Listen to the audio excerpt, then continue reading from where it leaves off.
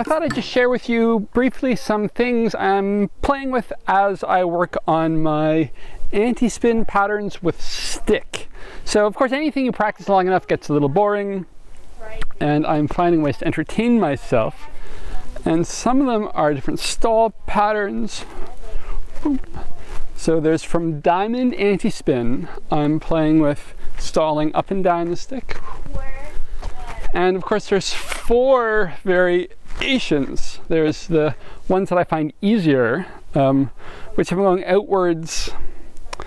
Let's see.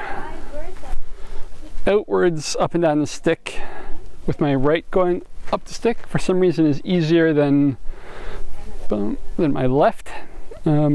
Downwards,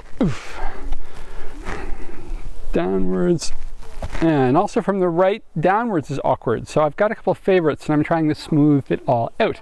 But the idea is pretty simple. So I'm just, if you're looking for ideas, you can do all this with me. That the stick is already showing me where the center line is, and that also helps me see what's going right or not going right if I want my stalls on a clear center line. And it really brings me aware of where my poi fu is going off and whether I'm really getting to the center line both hands at the same time. On the box anti-spin, playing with these, trying to make nice stalls across and back, and to go right back into a nice clean box anti-spin.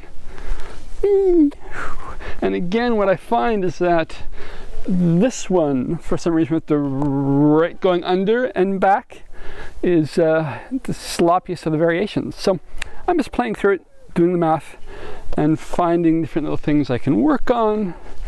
And my trusty stick is helping me see whether I'm making the progress I want to make.